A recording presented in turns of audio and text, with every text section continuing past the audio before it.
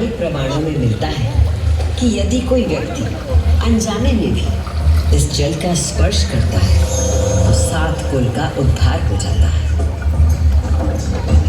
संतजन को मोक्ष और जीव को अकाल मृत्यु से त्राण देने हेतु अवंतिकापुरी में अवतरित देवाधिदेव महाकालेश्वर को मैं कृतज्ञ वंदन अर्पित करती हूँ।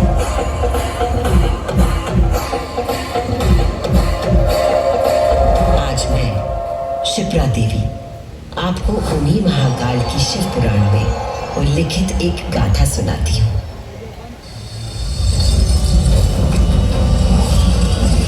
ब्रह्मांड के इतिहास में हमारी आकाश गंगा में भगवान ब्रह्मा और भगवान विष्णु के बीच श्रेष्ठता को लेकर प्रचंड विवाद हुआ।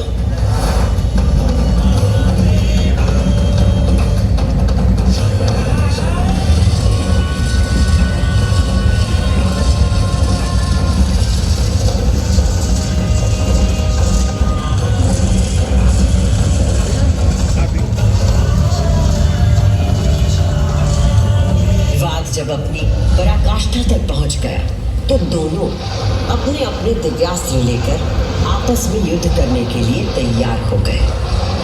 स्वर्ग में हाहाकार मच गया।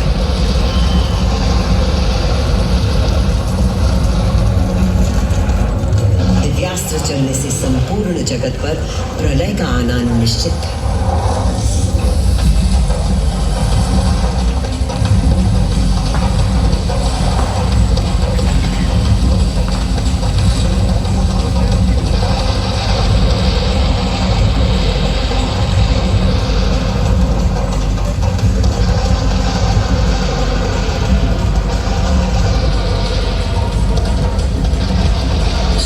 उनके प्रकोप से बचाने के लिए और इन दोनों के विवाद को रोकने के लिए भगवान शिव को माया रचनी पड़ी और अकस्मात अग्नि की ज्वालाओं से लिपटा हुआ एक महान अग्नि स्तंभ आकर स्थापित हो गया, जिससे दोनों देवताओं के दिव्यास्त्र स्वयं ही शांत हो गए।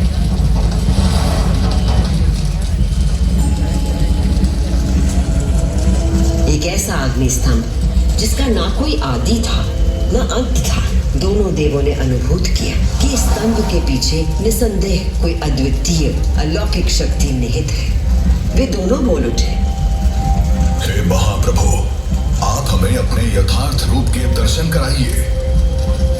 तब उस स्तंभ से महादेव स्वयं प्रकट हुए।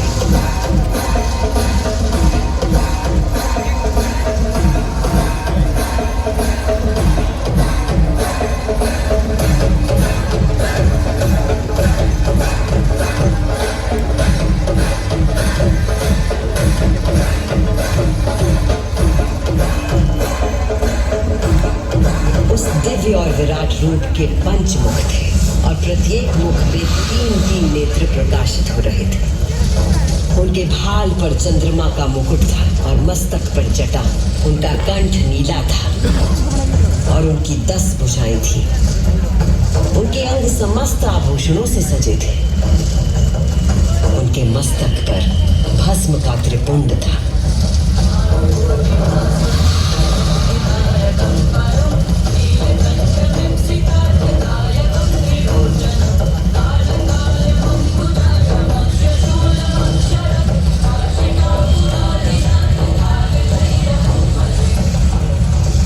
महादेव ने ब्रह्मा और विष्णु से कहा, सूर्यश्रेष्ठ ब्रह्मा जी, आप मेरी आज्ञा से सृष्टि की रचना करें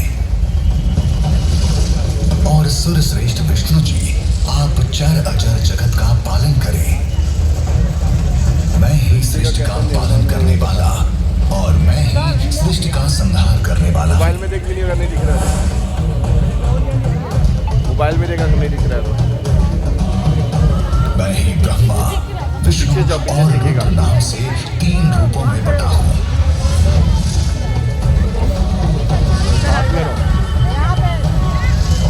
जैकेट लेना।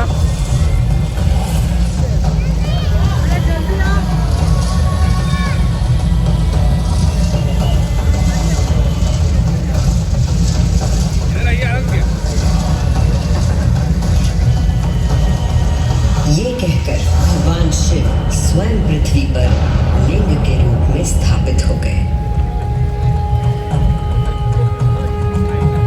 उस पल से इस लोक में लिंग पूजा का विधान प्रारंभ हुआ।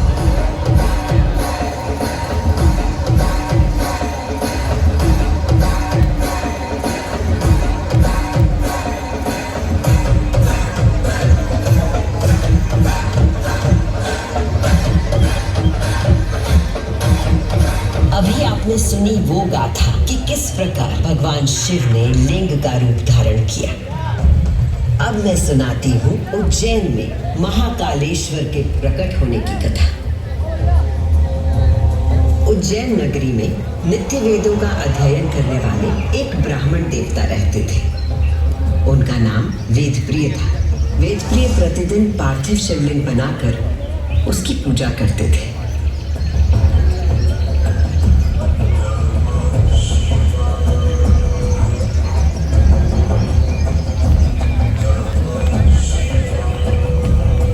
वेदप्रिय के शिव पूजा पारायण और भगवान शिव में आस्था रखने वाले 4 तेजस्वी पुत्र थे। उनके नाम थे देवप्रिय, प्रियमेधा, सुकृत और सुव्रत। चारों सद्गुणों में अपने धार्मिक पिता से कम न थे। दिनों दिन उनके सद्गुणों में अभिवृद्धि होती रही, जिसके कारण अवंती नगरी उनके ज्ञान के तेज से प्रकाशित होने लगी। उसी समय दूषण नाम का एक असुर प्रजापति ब्रह्मा की उपासना में लगा हुआ था।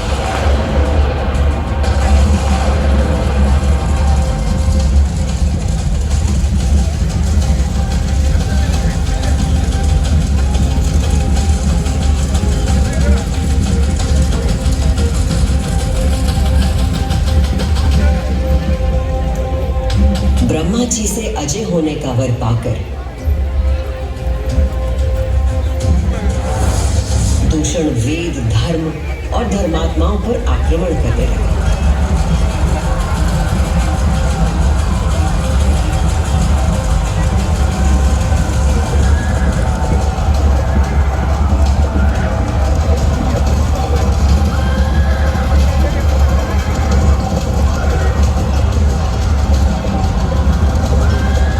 अत्याचारों की पराकाष्ठा पर पहुंचते हुए उसने उज्जैनी पर हमला करने का दुस्साहस किया। उज्जैनी में त्राही त्राही मच गई। मेरे दैत्य सेना नायकों, तुम चारों दिशाओं में जाओ और उज्जैनी में जहां कहीं धर्म पर चलने वाला, वेदों का अध्ययन करने वाला दिखाई दे, उसका नाश करो।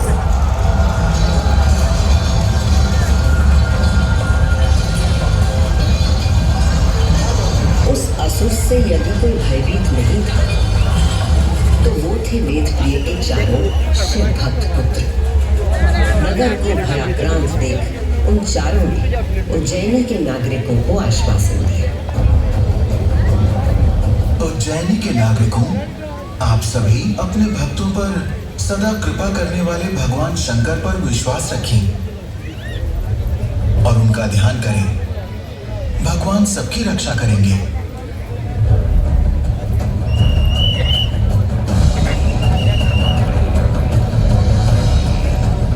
मंत्रोच्चार का आवेग बढ़ गया। देवप्रिय और उनके पुत्रों के संग उज्जैन के सभी नागरिक भी जाप करने लगे।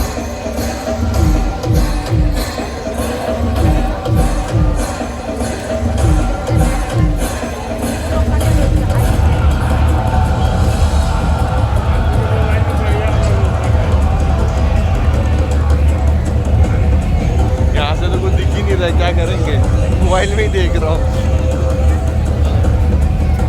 इतने में असुर दूषण अपनी सेना के साथ वहां पहुंच गया।